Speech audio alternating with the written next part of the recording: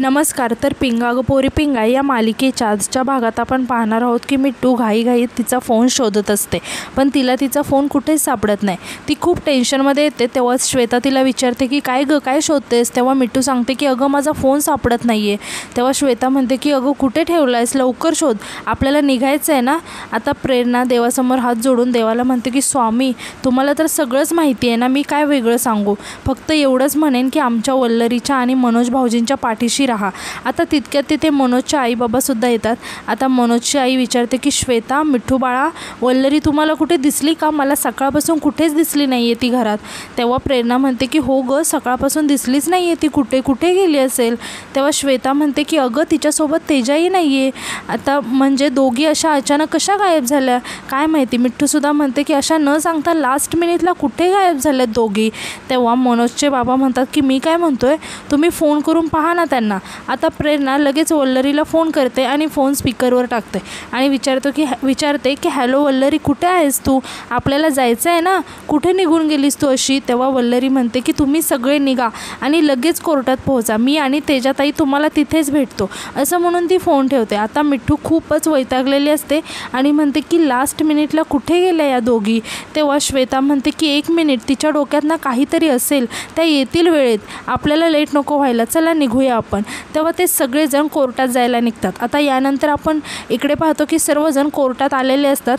आता नानावटी सर त्यांना विचारतात की कुठे आहे वल्लरी, जज येतील कधीही आता. तेव्हा प्रेरणा म्हणते की अहो सर, त्या पेनड्राईव्हमधला डेटा रिकवर करण्यासाठी तेजा आणि वल्लरी सकाळीच बाहेर पडले. तेव्हा नानावटी सर म्हणतात की आता हिअरिंग सुरू होईल, पुरावे घेऊन त्यांनी आत्तापर्यंत इथे यायला हवं होतं. मनोजची आई टेन्शनमध्ये येऊन म्हणते की वल्लरी येईल ना वेळेवर. तेव्हा श्वेता म्हणते की इथे फोन करणार नाही आहे ना, करायचा नाही आहे, नाहीतर फोन केला असता लगेच. आता तितक्या तिथे बंडूची बायको आणि सुमनसुद्धा येतात. तेव्हा श्वेताचं लक्ष अचानक सुमनकडे जातं आणि ती रागाने म्हणते की आली ही बया. तेव्हा मनोजची आईसुद्धा रागाने सुमनकडे बघायला लागते आणि म्हणते की आता हिला काही मी सोडत नाही, असं म्हणून ती सुमनच्या अंगावर धावून जाते. तेव्हा सुमनची वकील म्हणते, ॲडव्होकेट नानावटी, तुम्ही यांना इथे येण्याआधी नीटचं ब्रीफ केलेलं दिसत नाही आहे. अहो सरळ सरळ सगळ्यांसमोर त्या माझ्या अशिलाला धमक्या देत आहेत. अशाने केस सुरू होण्याआधीच तुम्ही हराल, नीट समजावा त्यांना. तेव्हा नानावटी सर म्हणतात की ॲडव्होकेट ठाकूर, अशा छोट्या गोष्टींकडे लक्ष देण्यापेक्षा तुमच्या क्लायंटला डिफाईन करण्यासाठी आणखीन पॉईंट लागतील तर ते शोधून ठेवा, नाहीतर आज माझ्या विरोधात हरणारी ही तुमची 14वी केस असेल, करेक्ट? तेव्हा सुमनची वकील ॲडव्होकेट ठाकूर म्हणते की त्या केसेस वेगळ्या होत्या ॲडव्होकेट नानावटी, ही केस वेगळी आहे. यावेळेस जरा तुमच्या क्लायंटची निवडच चुकली आहे. आरोपी मनोज भांबरेला निर्दोष सिद्ध करण्यासाठी तुमच्याकडे एकही पुरावा नाही आहे. तेव्हा नानावटी सर म्हणतात की पुरावे असल्यावर केस कोणीही जिंकू शकत नाही आणि I like to take challenges, that's mister Nanavati for you. Good luck advocate Thakur. आता नानावटी सर श्वेताला म्हणतात की बाहेर जा आणि कॉल कर तिला. आता तर दुसरीकडे आपण पाहतो की वल्लरी आणि तेजा एका ठिकाणी आलेले असतात. आता वल्लरी तेजाला विचारते की तेजाताई कुठे घेऊन आलात तुम्ही? तेव्हा तेजा म्हणते की डोंट वरी, मला माहिती आहे, चल. तर इकडे श्वेता वल्लरीला लगातार फोन लावत असते. आता इकडे तेजा वल्लरीला घेऊन तिच्या मित्राकडे आलेले असते आणि त्याला म्हणते की विण्या, काही होतंय का ते बघ ना. तेव्हा तेजाचा मित्र म्हणतो की फाईलचा मेजर लोचा झाला आहे, मी खूप ट्राय करतोय पण फाईल रिकवरच होत नाही आहे, मी एक वेगळा कमांड देऊन बघतो. इकडे वल्लरीचा फोन सारखा वाजायला लागतो. तेव्हा वल्लरी फोन घेते आणि म्हणते की हा श्वेताताई. तेव्हा श्वेता म्हणते की अगं वल्लरी, कुठे आहात तुम्ही, कोर्टाचं कामकाज सुरू होतं आहे गं. तेव्हा वल्लरी टेन्शनमध्ये येऊन म्हणते की काय? यावर श्वेता विचारते की त्या फाईलचं काय झालं. वल्लरी खूप टेन्शनमध्ये येते आणि तेजाच्या मित्राला म्हणते की अहो दादा, तिकडे कोर्टात हिअरिंग सुरू होईल हो, पटापट करा ना थोडं. आणि ती श्वेताला म्हणते की श्वेताताई, आम्ही येतो, लगेच पोहोचतो, असं म्हणून ती फोन ठेवते. तर इकडे कोर्टात आपण पाहतो की जज साहेब आलेले असतात. आता ते आदेश देतात की कारवाई सुरू करण्यात यावी. आता सुमनची वकील येते आणि म्हणते की मी सुमनची वकील ॲडव्होकेट अभिज्ञा ठाकूर, मी सन्माननीय कोर्टाला विनंती करते की आरोपी मनोज भांबरे यांना कोर्टासमोर सादर करण्यात यावं. तेव्हा पोलीस मनोजला घेऊन येतात. आता मनोज आरोपीच्या पिंजऱ्यात उभा असतो. आता सुमनची वकील जज साहेबांना म्हणते की मिलॉर्ड, हा मनोज भांबरे भामरे जळगावतील एक टेम्पररी इलेक्ट्रिशियन याच्या भोळ्या चेहऱ्याकडे बघून कुणालाही वाटणार नाही की हा मेहनती प्रामाणिकपणे आपलं काम करणारा गावातील एक निरागस तरुण आरोपी असू शकतो. पण या निरागस चेहऱ्याच्या मागे एक विकृत नराधम लपलेला आहे. स्वतःच्याच मामे बहिणीवर बलात्कार करण्याची एक पद्धतशीर योजना आखली होती याने, आणि ती योजना अंमलात देखील आणली. मिलॉर्ड, भारतीय न्याय संहितेच्या एक नाही तर किमान चार कलमांखाली त्याला शिक्षा होऊ शकते. सेक्शन 76 एखाद्या स्त्रीला लज्जास्पद वाटेल अशा तऱ्हेने तिच्यावर केलेली बळजबरी, आणि सगळ्यात महत्त्वाचं सेक्शन 109 अंतर्गत अटेम्प्ट टू मर्डर. इकडे सगळेजण खूप टेन्शनमध्ये आलेले असतात. आता मिठू प्रेरणाला म्हणते की यार ही सेक्शनवर सेक्शन लावतच चालले.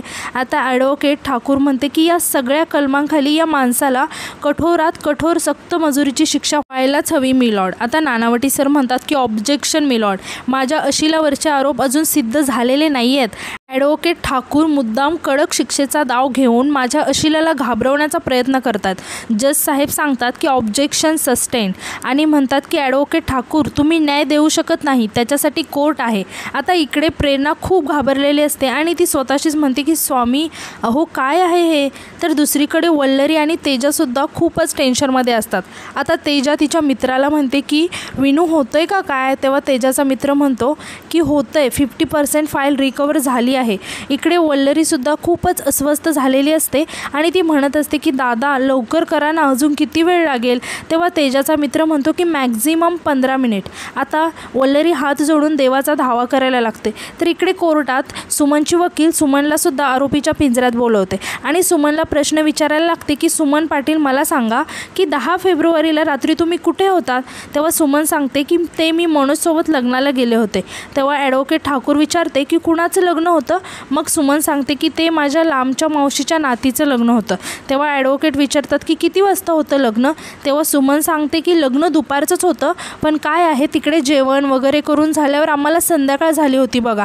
आता ॲडव्होकेट ठाकूर विचारते की मग तुम्ही आणि मनोज भामरे दोघेच निघाला का तिथून. तेव्हा सुमन हो म्हणून सांगते. आता ॲडव्होकेट ठाकूर म्हणतात की आता कोर्टाला सविस्तर सांगा सुमन पाटील की त्या दिवशी नक्की काय घडलं. तेव्हा सुमन नाटक करत रडायला लागते आणि सांगायला लागते की आम्ही दोघं निघालो ना तेव्हा हा मला कुठल्या तरी दुसऱ्याच रस्त्याने घेऊन आला आणि मला म्हणाला की शॉर्टकट आहे, आणि मग थोडंसं पुढे गेल्यानंतर काही विचित्रच बोलायला लागला. माझ्याशी लगट करत मला म्हणाला की मी एवढ्या लांबच्या लग्नाला का उगीच आलोय का, असं म्हणून ती घडलेला प्रसंग सांगायला लागते. तेव्हा सर्वजण खूप शॉक होऊन सुमनकडे बघत असतात. आता सुमन रडत सांगायला लागते की मी खूप समजावण्याचा प्रयत्न केला, पण जज साहेब तो माझं काहीच ऐकतच नव्हता. आता मनोजची आई मध्येच उठून ओरडायला लागते की आणि म्हणायला लागते की साहेब ही खोटं बोलते आहे आणि मन्या जायला तयार नव्हता, पण मीच जबरदस्ती केली आणि त्याला पाठवलं साहेब. हिचं थोबाड फोडा साहेब, नाही तर मीच फोडते, ही खोटं बोलते. तेव्हा सर्वजण मनोजच्या आईला समजावत शांत व्हायला सांगतात. आता जज साहेब म्हणतात की ऑर्डर बाई, हे कोर्ट आहे, तुम्ही कोर्टाच्या मध्ये हे असं बोलू शकत नाही. आता ॲडव्होकेट ठाकूर म्हणते की मिसेस भामरे तुम्ही जर पुन्हा कोर्टाच्या कामकाजामध्ये व्यत्यय आणला ना तर तुम्हाला बाहेर जावं लागेल. आता नानावटी सर हळूच मनोजच्या आईला म्हणतात की मिसेस भामरे कोर्टात प्रश्न विचारल्यावरच उत्तर द्यायचं असतं, प्लीज शांत व्हा. आता ॲडव्होकेट ठाकूर म्हणते की यू कंटिन्यू सुमन. तेव्हा सुमन सांगायला लागते की मी स्वतःला वाचवण्याचा खूप प्रयत्न केला, म्हणून मग मी तिथून पळ काढण्याचा प्रयत्न केला, पण हा माणूस माझ्या मागे धावत आला आणि मला पकडायला लागला आणि मला म्हणाला की आता काही होऊ दे, तुला सोडणार नाही, तू जर माझी झाली नाही तर कुणाचीच नाही. आणि ती खूप रडायला लागते आणि म्हणते की मी खूप वाचवायचा प्रयत्न केला स्वतःला, पण हा माणूस मला सोडतच नव्हता. हे सगळं ऐकून मनोजला खूप वाईट वाटत असतं. आता सुमन सांगते की मला म्हणत होता की मी आत्ता तुला जीवे मारून टाकणार आहे, मला आठवलं ना तरी माझ्या अंगाचा थरकाप होतो, शैतान जागा झाला होता याच्यात. आता ॲडव्होकेट ठाकूर म्हणते की या निष्पाप मुलीवर बळजबरीच नाही तर खुनाचाही प्रयत्न करणाऱ्या या नराधमाला कठोरात कठोर शिक्षा व्हायलाच पाहिजे मिलॉर्ड, इट्स रिक्वेस्ट. आता नानावटी सर म्हणतात की मिलॉर्ड मला आधी मनोज भामरेशी थोडं बोलायचं आहे. जज साहेब म्हणतात की परमिशन ग्रांटेड. आता तेव्हा नानावटी सर मनोजला म्हणतात की मनोज भामरे खरं तर तुम्ही माझे अशील आहात, पण तुम्हाला कठोरातली कठोर शिक्षा व्हावी असं मलाही वाटतं. सुमनवर बळजबरी करण्यासाठी तुम्ही लग्नाचं मंडप होतं त्याच्या जवळचा स्टॉपच का निवडला? सुमन चुकून तुमच्या हातातून सुटली तर ती पळत मंडपामध्ये सगळ्यांकडे जाऊ शकते आणि ते सगळे लोक तुम्हाला झोडून काढतील, अशी भीती नाही का वाटली तुम्हाला? पकडलं जाण्याच्या पॉसिबिलिटी तिथे जास्त असेल ना. असा स्पॉट निवडणारा क्रिमिनल मी पहिल्यांदाच बघतो आहे. ॲडव्होकेट ठाकूर काय म्हणाल्या की तुम्ही हे सगळं प्लॅनिंग करून केलं आहे, एवढा फालतू प्लॅन होता तुमचा. यावर मनोज म्हणतो की नाही साहेब, मी काही प्लॅन केलं नव्हतं. ही जसं म्हणते आहे ना तसं मी काहीच केलेलं नाही. तेव्हा नानावटी सर म्हणतात की ते आता लवकरच कळेल. तर दुसरीकडे आपण पाहतो की वल्लरी खूप टेन्शनमध्ये असते. तेव्हा तेजा तिला म्हणते की वल्लरी हे बघ 90% झालेलं आहे, आता तू नको टेन्शन घेऊ. तेजाचं अचानक लॅपटॉपकडे लक्ष जातं आणि ती घाबरून म्हणते की अरे बापरे, हे काय झालं, हा काय मेसेज आला आहे? तेव्हा तेजाचा मित्र म्हणतो की आई शपथ तेच नाही समजत आहे, फाईल रिकव्हरी फेल्ड झाली आहे. तेजा खूप टेन्शनमध्ये येऊन म्हणते की असं कसं झालं? तेव्हा तेजाचा मित्र सांगतो की तेच समजत नाही आहे, पण फाईल रिकवर होत नाही आहे आता वल्लरी खूपच घाबरते आणि म्हणते की तेजाताई आता काय करायचं आपण? तेव्हा तेजा तिच्या मित्राला म्हणते की काहीतरी कर, ट्राय कर, बघ काहीतरी होईल. तेव्हा वल्लरी खूपच टेन्शनमध्ये आलेली असते. तर इकडे कोर्टात आपण पाहतो की नानावटी सर म्हणतात की मी या केसचे investigating officer sub inspector Chandrakant Ashtekar यांना विटनेस बॉक्समध्ये बोलवण्यासाठी रिक्वेस्ट करतो. तेव्हा जज साहेब म्हणतात की परमिशन ग्रँटेड. आता इन्स्पेक्टर अष्टेकर विटनेस बॉक्समध्ये येतात. आता नानावटी सर म्हणतात की मिलॉर्ड, या केसचे investigating officer sub inspector Chandrakant Ashtekar म्हणजेच ठाणे पोलीस यातलं फेमस नाव. सब इन्स्पेक्टर असले तरी मोठे मोठे गुन्हेगार घाबरतात त्यांना, असा रेकॉर्ड आहे आजपर्यंतचा. पण या केसच्या तपासात छोट्या नाही खूप मोठ्या चुका झाल्या आहेत. मिलॉर्ड, बलात्काराच्या केसेसमध्ये यांचं पर्सनल बायस सतत समोर आलेला दिसतो. गुन्हेगाराला शिक्षा झालीच पाहिजे, पण त्या नादात हे प्रॉपर प्रोसिजर करायचं विसरतात बऱ्याच वेळी आणि या केसमध्ये पण अनफॉर्च्युनेटली हेच घडलं आहे. मिलॉर्ड, सुमनने आरोप केला की मनोजने तिच्यावर बळजबरी करण्याचा प्रयत्न केला, त्यावेळी त्याने तिचे कपडे फाडले आणि सुमनला ओरबाडलं. आणि जर तसं असेल तर मनोजला फॉरेन्सिक एक्झामिनेशनसाठी का नाही पाठवलं गेलं? सुमनच्यासुद्धा मेडिकल एक्झामिनेशन झालेलंच नाही आहेत. आणि जर मनोजने सुमनला ओरबाडलं तर नखांची तपासणी का नाही केली गेली? आणि एवढंच नाही मिलॉर्ड, सब इन्स्पेक्टर अष्टेकर यांनी क्राईम स्पॉटवर जाऊन साधा पंचनामासुद्धा केलेला नाही आहे. बरोबर आहे का सब इन्स्पेक्टर अष्टेकर? तेव्हा जज साहेब इन्स्पेक्टर अष्टेकरांना म्हणतात की इन्स्पेक्टर अष्टेकर, तपासातल्या या बेसिक गोष्टींकडे तुमचं दुर्लक्ष झाल्याचं कोर्टासमोर स्पष्ट झालं आहे.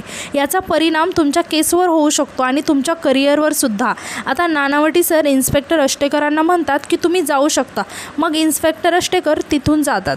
आता नानावटी सर म्हणतात की मिलॉर्ड, आता मला सुमन पाटील यांना क्रॉस एक्झामिन करण्याची परमिशन हवी आहे. तेव्हा जज साहेब म्हणतात की परमिशन ग्रांटेड. तर दुसरीकडे आपण पाहतो की वल्लरी घाईघाईने कोर्टाकडे निघालेली असते. तेजा तिला थांबवण्याचा प्रयत्न करत म्हणते की वल्लरी थांब. आता यावर वल्लरी म्हणते की तेजाताई आपल्याला पोहोचायला हवं कोर्टामध्ये काहीही करून. तेव्हा तेजा म्हणते की अगं मला माहिती आहे, पण तू शांत हो ना, आपण जाऊया. असं म्हणून ती एका रिक्षाला हात करते आणि त्या दोघी तिथून निघतात. तर इकडे कोर्टात आपण पाहतो की सुमन विटनेस बॉक्समध्ये येते. ती खूपच घाबरलेली असते. तेव्हा नानावटी सर तिला म्हणतात की सुमन पाटील, लग्नाचं इन्व्हिटेशन तुला आणि भांबरे फॅमिली दोघांनाही होतं राईट? तेव्हा सुमन घाबरत म्हणते की हो, ते आमचं दोन्हीकडूनचं नातं आहे ना म्हणून. आता नानावटी सर म्हणतात की ओके आणि पुढे म्हणतात की लग्नाला मनोजची बायको म्हणजे वल्लरी मनोज भांबरे ती नाही आली का? यावर सुमन पटकन म्हणते की तेच ना, त्याला नको होती ना, त्याला नको होती ती म्हणून त्याने काय केलं माहिती आहे का? तिच्या साडीवर इस्त्री ठेवली आणि साडीच जाळून टाकली. ती बिचारी तरी काय करणार ना, तिच्याकडे दुसरी साडीच नव्हती. आणि आता मनोजची आई मोठ्याने ओरडून म्हणते की साहेब ही खोटं बोलते आहे, मीच मनाला फोन करून गुंतवून ठेवलं होतं जबरदस्तीने आणि मग हिनेच तिची साडी जाळली साहेब.